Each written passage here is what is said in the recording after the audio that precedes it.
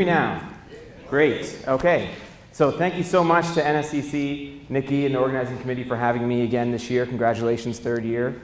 I always look forward to this event every year. My name is SANJEEV. I work in Nova Scotia Power on the customer solutions team. I could talk about electric vehicles for a very long time, but today I'm going to be ultra focused on two particular themes. I'd like to share with you a few insights from our recently launched electric vehicle fast charging network. And I'd also like to talk a little bit about residential charging and the potential impact it could have on our system. So before I get going, I did want to recognize a few people that did provide support for the analysis that went into this presentation. Nathaniel Pierre, I don't think he's here today, but he works at the Dalhousie Renewable Energy Storage Lab. Also, Rebecca Perouche and Callie Franson, they work with me at Nova Scotia Power. Hey, Rebecca and Callie, can you give a little wave? Great, sufficiently embarrassed. So, before I get going, we are very fortunate today to have Kara Clareman here from Plug and Drive, but I did want to kind of set the stage for Nova Scotia specifically, as I'm sure Kara will go into likely a bit more detail about the industry more broadly. So how are we doing in Nova Scotia? There are about 200 vehicles that we have registered electric vehicles on the road. Actually, a report that just came out yesterday said 223 exactly electric vehicles registered, and I'll talk a little bit about how we got there. We have a fairly sufficient, I'll call it, network of charging stations, 100 between level 2s and level 3s across the province. We asked Nova Scotians if they're interested in electric vehicles, and this was a few years ago, and about a third said that they would consider an EV, and that number jumped to 2/3 when we asked if they would consider it if we had additional infrastructure, which is hopefully good news given that we do now have additional infrastructure. And then one question that we get often is, does it make economical sense to switch to an EV today? And from an operating perspective, yes, it does. You can save up to 75% on operating costs, even more if you consider maintenance. And then another very important question we get is, does it make environmental sense to switch to an electric vehicle today, given our current generation mix? And again, the answer is yes. We have made a shift to additional renewable energy. We're close to 30% today. That, combined with the incredible efficiency of electric vehicles, means that you can significantly reduce your carbon footprint. And the great news is that that's just going to improve over time as we continue to become cleaner in the electricity sector. So how did we get to our 223 mark? So this graph shows this chart shows the number of EVs sold per month, or registered per month in Nova Scotia over the past about 6 years or so. It follows a similar trend that we see nationally in that really the majority of EVs came to market in the last 2 years or so. One point in time that I did want to call out is around the end of Q3, the beginning of Q3. And a few things happened. One was the launch of the Tesla Model 3. So leading up to Q2 and Q3, it became very quickly the most popular vehicle in the Canadian marketplace. And in Q3, it was number 2 in Nova Scotia, only behind the Mitsubishi Outlander. So that played a role in our growth. As well, around that time period is when we launched our fast charging network. So new vehicles sold in Nova Scotia before we launched our network was about 4 per month, new electric vehicles. Since we've launched our network, we've now seen new electric vehicle on average jump up to 10 per month. So of course, there's a number of factors that we have to consider: vehicle availability, price, but we do believe that the fast charging network has played a role in overall adoption, and we'll talk a little bit more about that. Now, what about the future of electric vehicles in Nova Scotia? So we put together a few projections based on a number of factors: what the growth rate is that we see here in Nova Scotia today, national projections, vehicle availability, a few short-term limitations such as a lack of an incentive. But what we do see is that over time, we do expect electric vehicles to grow fairly significantly in the province. Now, a few things I want to point out about these projections. On the left, it shows the cumulative number of EVs in the province, 3 different scenarios: high, medium, and low. And on the right, it shows the percentage of total EVs as a percentage of the total vehicle stock in the province. In the short term, we really aren't seeing a significant rate of adoption. It is really around the 2024, 2025 mark where we do expect it to really take off. And then as you can see, it just takes off after that. So why those years? We believe, and industry experts believe, that's when we'll actually see price parity to vehicles, traditional gasoline-powered vehicles. And I know what some people are saying out there today. That's not true. You may actually see price parity today if you consider total cost of ownership. So those years really are the years we think that there may be price parity. And Kara, I hope your information is the same as mine, from like a capital cost perspective. So if you go to a dealership and you see an electric vehicle next to a gasoline-powered vehicle, around the 2025 mark is when they'll actually be priced very similarly. So what are we doing at Nova Scotia Power? We'll continue to educate customers on the benefits and potential limitations of electric vehicle technology. We're going to continue to look to invest in public infrastructure and support the continued adoption of charging stations across the province. We're going to continue to expand our fleet of electric vehicles. I'm excited to say over the next few months you'll see more Nova Scotia Power electric vehicles on the roads. And really, we need to play a very important role in overall potential risk mitigation. I'm saying potential, and we'll get into why, is that EVs offer extraordinary opportunity to our system, but there are also some risks associated with the adoption of EVs as well. But I will say that overall, the role of the utility in the electric vehicle industry is still being defined. And so, over time, we will start to better understand, what our role is. So as a reminder, we launched the electric vehicle fast charging network last summer. It was a partnership with Natural Resources Canada, who supplied 50% of the funding. And we were very fortunate to have the provincial government join us as well and add level 2 charging stations at each of the sites. The level 2 charging stations provide options for plug-in hybrid electric vehicles and also add redundancy. So if an electric vehicle owner does reach a site and there's somebody charging already, then they do have another option. Here's a map of where all the charging stations are located. I know we've been told that the diagram looks like beer mugs. Those are actually charging stations.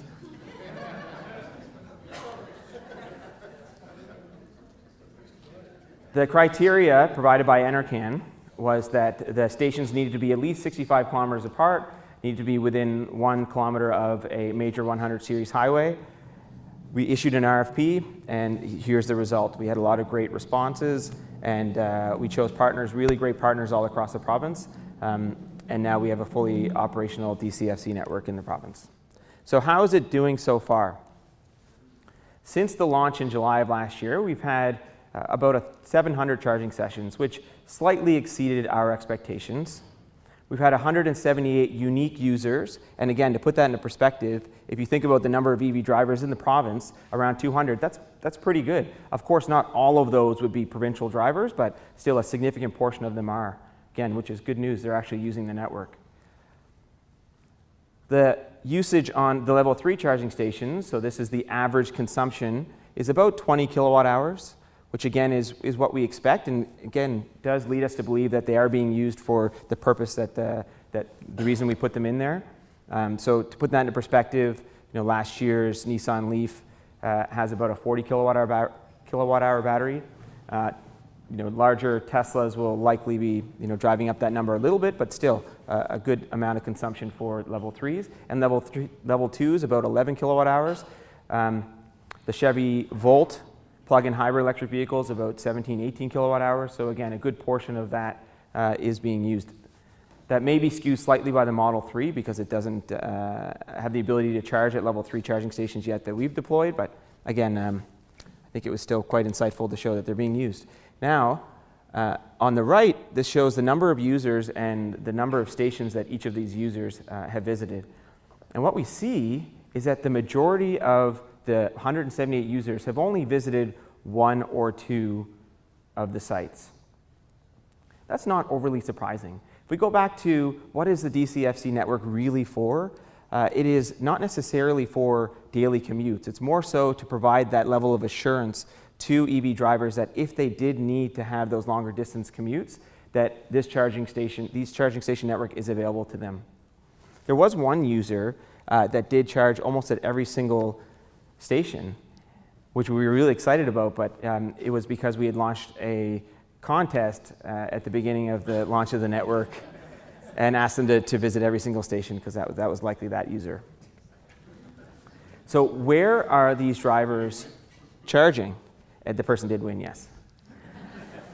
Where are they charging? So majority of the charging is happening in the center of the province. And so what this shows is the number of users is the left bar, and then the right bar is the number of charging events on average per month. So on average, the majority of the charging sessions are happening in the center of the province. The western region really is not seeing a lot of usage yet.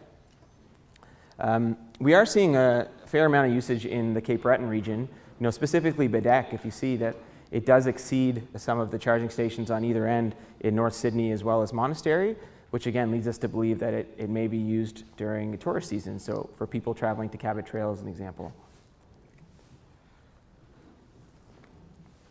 The next thing we want to look at is how frequently are these charging stations being used. So what these histograms show is the number of unique users at each of these sites and how frequently they've been visiting each of these sites. Okay?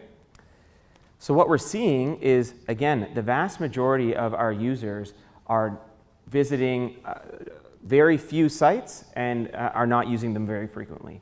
So again, not overly surprising for a DCFC network, given that it is for that reassurance for longer distance commutes. There is one individual, however, that is using it on a very regular basis. And so you see that kind of at the higher end. They're using it almost weekly.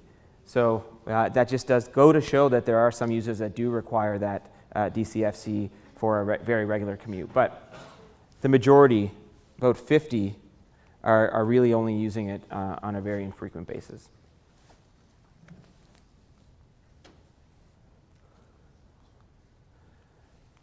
So next, we want to take a look at what the total network load profile looked like. So on the left, this shows what the network load profile looks like in the first 3 months of operation, which was summer. And on the right, you see what the total network load profile looked like on average from launch to January. And what you'll see is a significant decline. So really, this is not overly surprising if you consider seasonality. The American Automobile Association would say that on average, drivers will drive about 15 to 20% less in the winter versus an average of all the other seasons. And that's exactly what we see here. We also believe that there are some tourism related to the seasonality, but given it was the first year, we still have to dig a little bit deeper into the data to prove that that actually was the case.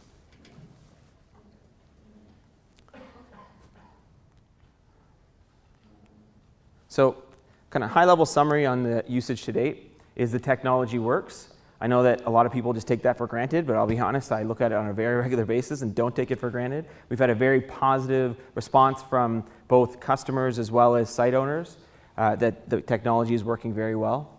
EV owners are using it. So again, the vast majority of Nova Scotians that have electric vehicles are using the network. There is seasonality. Again, we need to dig a little bit deeper to see if that's related to the tourism season or if that is related to driving habits. And finally, is given the drastic shift in the number of EVs per month from 4 per month to 10 per month, we do believe that the charging network is playing a role in helping customers reduce range anxiety and actually adopt electric vehicles. So now I'm going to shift gears a little bit and talk about residential charging.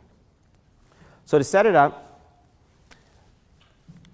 I'd like to talk about just at a high level, residential charging, why it's so important. The majority of charging from an electric vehicle owner happens at home.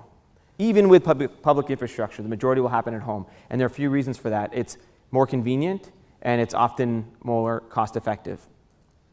And that's really important for us to understand. Dumb charging is common. So what is dumb charging? What I mean by dumb charging is charging that is not network connected or is not controlled. And dumb charging, it could be a result of the technology itself. And so it could be a charger that is not network enabled, and so it doesn't have the ability to shift when it's actually charging. It could also be limitations in the vehicles, or it could be habits from the driver themselves. So when they come home, they may have a smart charger, they may have the ability to change their driving habits based on the technology in the vehicle, but they're choosing to plug in at 5 o'clock when they come home because they're not provided an incentive to do anything but that. So what does that mean? That's a potential grid risk for us. That's something that we are keeping a very close eye on, and it's something that matters a lot to us as a system operator. And a few trends are starting to work really against us when it comes to overall charging habits. So one in particular is the charging power that we're seeing in electric vehicle chargers today, and it is increasing. And so what this shows is for plug-in hybrid electric vehicles, average charging rates are around the 3 kilowatt or just over, but there's a massive range. You can see charging upwards of 19 kilowatts for some of the higher end Teslas. We unlikely will see a full neighborhood with Tesla Tesla fast chargers at 19 kilowatts. But if we do, there's a significant impact not only on overall system peak, but also at the local distribution level. So you may be saying to yourself, well, this is not necessarily the case that everyone's going to come home at the exact same time and plug in, and it's going to contribute to peak. And you're right.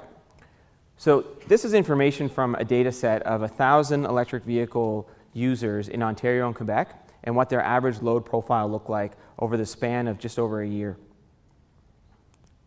And what it shows is two things. One is that the average peak is a lot less, again, than what I had shown in the previous slide. A number of reasons for that: the percentage of time that they're actually charging during peak times, the type of vehicles they have, the mix of plug-in hybrid electric vehicles, the battery electric vehicles.